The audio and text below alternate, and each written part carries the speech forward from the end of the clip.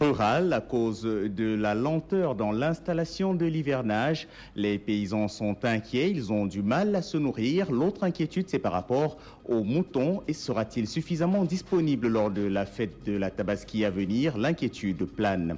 Également dans ce journal, nous irons du côté de la mairie de Dakar où c'est fait. Pour la deuxième fois, après 2009, Khalifa Sall a rempilé. Il s'est succédé à lui-même à la tête de cette mairie.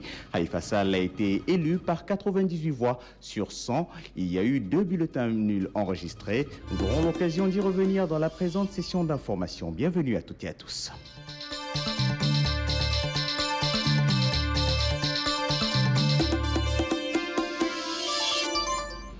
Une fois de plus, bienvenue à toutes et à tous dans le 19h03 sur votre chaîne Sen TV.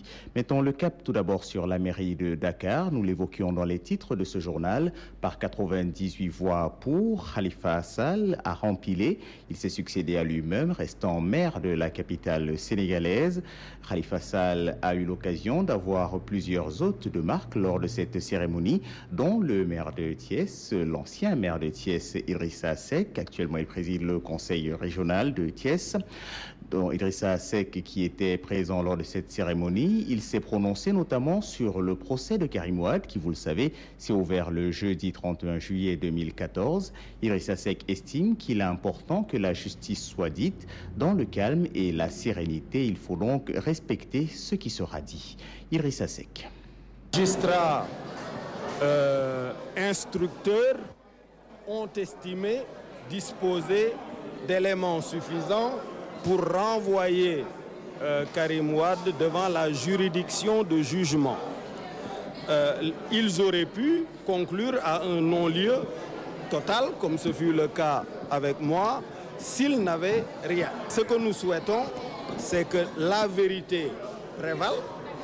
Une fois la vérité connue, s'il n'y a pas de préjudice causé au peuple sénégalais, nous souhaitons que Karim Wade soit libéré. S'il y a des préjudices causés au peuple sénégalais, nous souhaitons leur réparation, mais sans violence excessive, sans condamnation excessive. Voilà, et qu'on retrouve très rapidement la concorde et la paix au sein de la classe politique et du peuple sénégalais. Nous écoutions Idrissa Seck, ancien maire de Thiès, présent à cette cérémonie. Khalifa Sall s'est voulu rassembleur. Il a dit sa volonté de gouverner dans l'intérêt souverain des Dakaroises et des Dakarois. Vous aurez l'occasion de l'entendre dans notre session d'information de 20h30 qui vous sera présentée par El Haj Mamadou Ndiaye Dos. Place à l'autre titre de cette session d'information. Dans le monde rural, l'hivernage a du mal à s'installer. Les pluies se font toujours attendre. Vous avez suivi sur nos ondes. Nous vous parlions de ces prières qui ont été et qui seront organisées afin qu'enfin les cieux ouvrent leurs vannes et irriguent la terre. Les inquiétudes prévalent dans le monde rural, comme a pu le constater Andom Cheikh Tidiane Seck. Il y était, son compte rendu. Catastrophique, le mot n'est pas de trop pour décrire la situation des semis avec le retard de la pluviométrie. Dans beaucoup de localités de l'intérieur du pays, les paysans sont gagnés par l'inquiétude. À Diourbel, dans la communauté rurale de Ngoye Mbayar, les habitants de Ndomboud sont dans la désolation. Ils ont déjà semé leurs graines de mil ou d'arachide et jusqu'ici, aucune goutte de pluie n'est tombée du ciel. Nous sommes peur dès maintenant parce que ça fait longtemps qu'il ne pleut pas ici. Et ces jours-là, dans la neige derrière, qu'on se retrouvait dans l'hivernage. Mais actuellement, on n'a rien vu maintenant. Le bétail n'est pas épargné par le retard de l'hivernage. Il est difficile de nourrir les animaux. Présentement dans le monde rural, les éleveurs font recours au feuillage des arbres. On n'a rien à donner nos bêtes là parce qu'on va chez les arbres pour couper les feuilles d'arbres et les donner et ça ne marche pas parce qu'on n'a rien à manger. Pour la famille, il y a bien des craintes. Les greniers sont vides. On n'a rien à manger quand même. Les greniers, c'est vide maintenant. On ne retrouve même pas de 1000 ans. Les pluies sont attendues avec impatience par les paysans. Ces derniers scrutent le ciel de jour comme de nuit pour y guetter un moindre mouvement porteur d'espoir. Au-delà des prières, des invocations et autres offrandes, des actions communes de dévotion devront être initiées afin de mériter la clémence divine pour que le ciel ouvre enfin ses vannes. Nous restons dans le même sujet avec les travailleurs de la terre qui expriment leurs inquiétudes. En conférence de presse ce matin à Pékin, ils ont souhaité que l'État consacre plus d'énergie et de moyens aux cultures de contre-saison. C'est l'un des principaux moyens qui évitera un drame dans le monde agricole. Nous écoutons Moustapha Silla. Il parle au nom de ces travailleurs de la terre, au micro de Younoussa Baldé. D'agriculture sans eau, ça c'est indéniable. Qu'est-ce qu'il faut faire? Je crois qu'il faut que l'État privilégie les cultures de contre-saison. C'est pour cette raison que maintenant, il faudrait que l'État ait une politique d'eau pour que les mondes ruraux puissent avancer. Parce que sans cela, nous ne sortirons pas de la tête de l'eau, ça c'est sûr. Il paraît que le gouvernement a initié un programme de forage. Ces forages-là, peut-être une fois arrivés au niveau des communautés rurales qui sont devenues des communes, bon, avec ces forages, il pourra y avoir des cultures, des cultures familiales. Si vous allez en brousse, vraiment, vous allez avoir une peur bleue. Parce que je tiens à vous dire que les paysans sont extrêmement inquiets. À pareil moment, c'était la verdure. Mais aujourd'hui, il y a des semis qui sont encore dans les cases. Les gens n'ont pas encore semé parce qu'ils n'ont pas vu de pluie. Ceux qui ont semé, actuellement, ça commence à sortir, mais avec la chaleur, les quelques semis qui ont commencé à germer, eux aussi commencent à mourir. Maintenant, ce que nous demandons, c'est prier en bon Sénégalais et en bon musulman. Nous écoutions le SOS lancé en direction de l'État pour plaider la cause des agriculteurs. Il était lancé par Moustapha Silla au micro de Younoussa Baldé. Un autre SOS, cette fois-ci en faveur du peuple palestinien qui est victime de crimes de masse. C'est Tariq Ramadan qui l'a dit. Comme chaque année, il était au pays de la Teranga. Occasion pour Tariq Ramadan d'être surpris du silence de la communauté internationale en général, mais aussi de la Oumma islamique. Abdoulaziz Sow Madani Mariega était à ce face-à-face avec la presse. La solidarité, un pilier sur lequel l'Afrique doit s'appuyer pour se développer. Ceux qui n'ont pas accès à la santé, en leur donnant la santé. Ceux qui n'ont pas accès à l'éducation, en leur donnant droit à l'éducation. Qu'on se réunisse, qu'on aide les couches vulnérables afin de développer notre pays. On peut arriver à quelque chose et l'Afrique peut se développer. Mais il faut d'abord une pédagogie de solidarité selon Tariq Ramadan. Ce n'est pas avoir pitié des gens. C'est reconnaître la dignité des gens que l'on accompagne. Et donc il faut déjà avoir une éducation à la dignité humaine, une éducation à ce que l'on est en train de faire. Il faut donner en permettant aux gens d'être autonomes. Abordant la question palestinienne qui, selon lui, a fait plus de 1000 morts et plus de 8000 blessés, Tariq Ramadan parle de honte de la communauté internationale et non de solidarité. Parce qu'ils ont peur du gouvernement israélien, eh bien se taisent. Et donc de ce point de vue-là, on voit Obama, quand on nous avait dit ce sera l'homme du changement. Il n'a rien changé, c'est encore pire que sous Bush. Aujourd'hui, il faut parler de lâcheté de la communauté internationale, pas de solidarité. Il dénonce le mutisme du monde arabe. Le silence de tous les États arabes soutient aussi la politique israélienne, donc il n'y a pas de solidarité. Et ils viennent nous expliquer qu'ils aiment les Palestiniens. Non, ils ont pris la position du soutien à Israël. C'est inadmissible. À travers cette journée, ces jeunes veulent montrer que l'Afrique ne peut se développer qu'avec les Africains. C'est reparti pour les remous au niveau de l'université Cheikh Anta Diop. À la faculté de droit, les étudiants ont dit 3 fois non au début des examens. Ce triple non a été exprimé ce samedi matin. Ils continuent d'exiger fermement le paiement de leur bourse. Nous écoutons Jean-Gabriel Senghor. Il porte au micro de Sen TV la désapprobation des étudiants.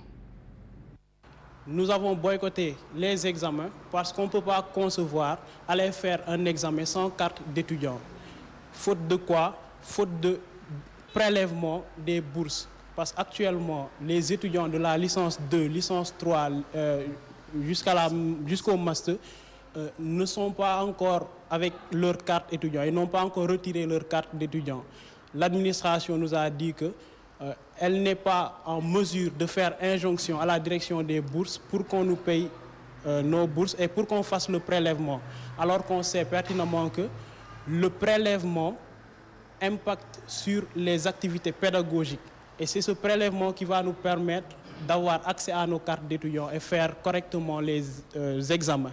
Elle nous permet de passer l'examen tout en sachant que tout étudiant qui ne s'acquitte pas de ses frais d'inscription ne pourra pas être délibéré. Une séparation nette. Il faut une séparation nette entre le pouvoir exécutif et le pouvoir judiciaire.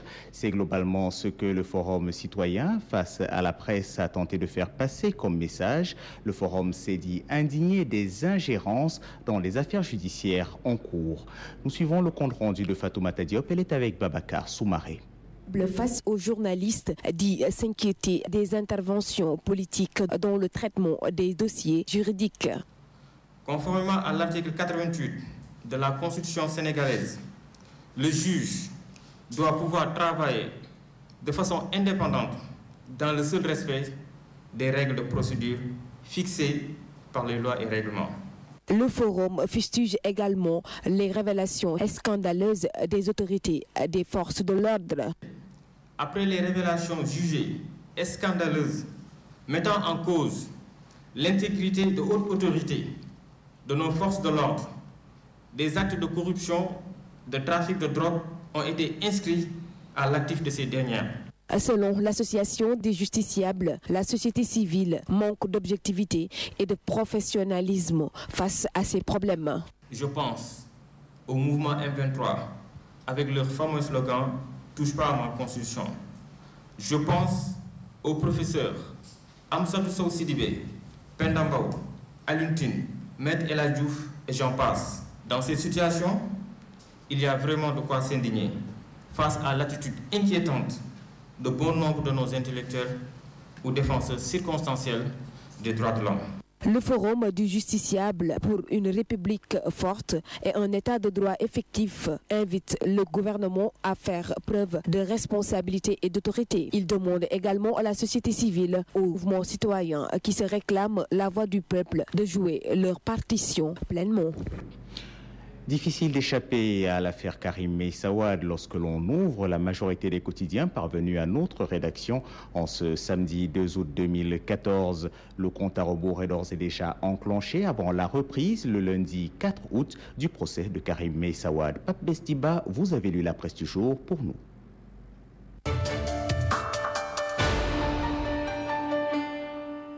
Bonjour.